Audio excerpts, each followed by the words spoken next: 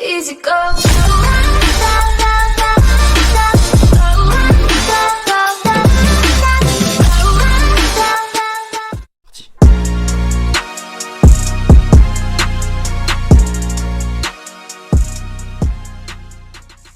On commence tout de suite avec Shinji Kagawa. Il inscrit 17 buts lors de sa deuxième saison au Borussia Dortmund et le monde du football était alors véritablement à ses pieds. À 23 ans, c'était sûrement l'un des talents les plus excitants à voir, surtout qu'il jouait sous la houlette de Jürgen Klopp dans une des meilleures équipes d'Europe.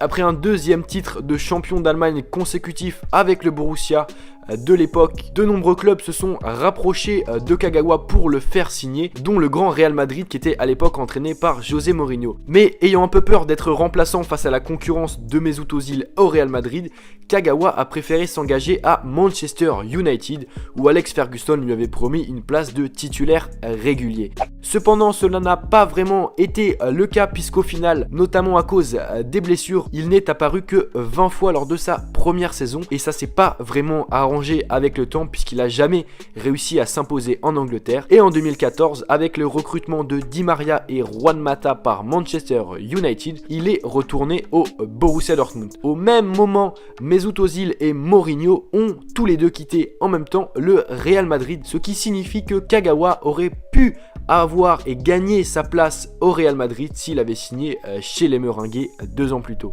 De retour à Dortmund, Kagawa a vécu une véritable résurrection, mais il a cependant jamais réussi à atteindre le potentiel qu'il avait, le potentiel de devenir un joueur de classe mondiale. Ainsi, Shinji Kagawa, en choisissant la facilité en rejoignant Manchester United, est peut-être passé à côté d'une très grande carrière, même si aujourd'hui ça reste un très bon milieu de terrain.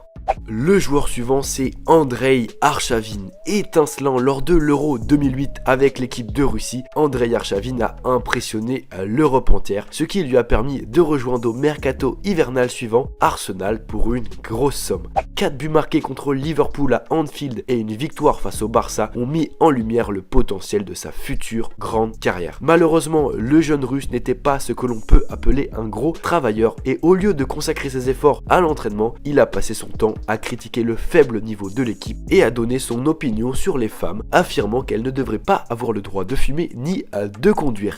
Il a finalement été vendu au Zénith puis a signé pour 1 an à Krasnodar, 1 an se transformant en 6 mois. Aujourd'hui, il évolue au Kazakhstan au Kerat Almaty, un beau gâchis quand on pense au potentiel qu'il avait.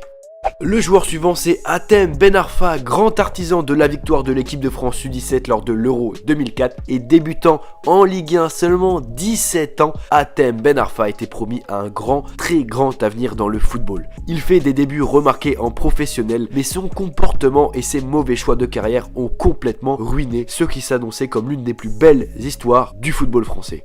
À Lyon, il s'embrouille avec Houllier et Jean-Michel Aulas et décide alors de quitter l'OL pour s'engager à Marseille, mais n'arrive pas à s'imposer et refuse même de rentrer en jeu lors de son premier Classico pour protester contre son statut de remplaçant. Oui, le mec s'en foutait complètement. Il quitte alors Marseille pour Newcastle où il semble prendre un nouveau départ, notamment avec ce but fabuleux contre Bolton où il traverse littéralement tout le terrain.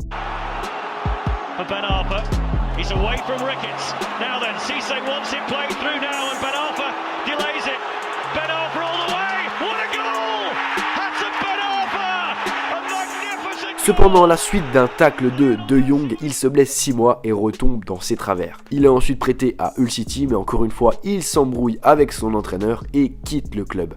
Après plusieurs péripéties notamment liées à la validité de son contrat, il s'engage avec Nice et éclabousse à nouveau la France de son talent. Revenu au top de sa forme, il décide de rejoindre le grand Paris Saint-Germain et pour la deuxième fois de sa carrière, il fait le mauvais choix puisqu'il n'a jamais réussi à s'imposer dans le club parisien. Il joue parfois même en réserve et donc on peut clairement dire qu'Hatem Ben Arfa, par ses nombreux mauvais choix de carrière, a complètement ruiné sa carrière.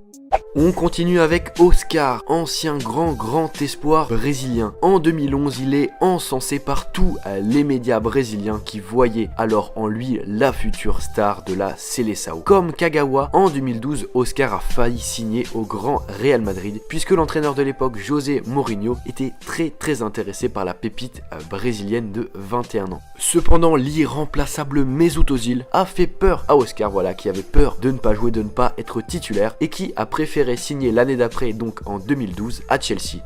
En 2013, alors que Oscar était à Chelsea depuis une saison, José Mourinho arrive à la tête des Blues et veut clairement faire d'Oscar la pièce maîtresse de son équipe. Il décide alors de vendre Juan Mata, pourtant joueur de l'année de Chelsea. Il donne ainsi à Oscar les rênes de l'attaque des Blues. Grâce à ce changement tactique, les Blues remportent la Premier League lors de la saison 2015-2016 avec un Oscar étincelant au sommet de son art et encensé par tout le monde du football qui voit en Oscar l'un des prochains meilleurs joueurs du monde. Cependant, l'arrivée d'Antonio Conte et une offre de contrat incroyable venue de Chine ont envoyé la pépite brésilienne dans le championnat chinois. Aujourd'hui à 26 ans, Oscar semble avoir clairement gâché sa carrière. Il est entre guillemets bloqué dans un championnat largement plus faible que son niveau, que le potentiel qu'il aurait pu atteindre. Il n'a plus été sélectionné avec le Brésil depuis 2015 alors qu'il apparaissait au début de sa carrière comme l'une des futures stars de la Seleção et il ne devrait pas disputer le mondial en Russie et ça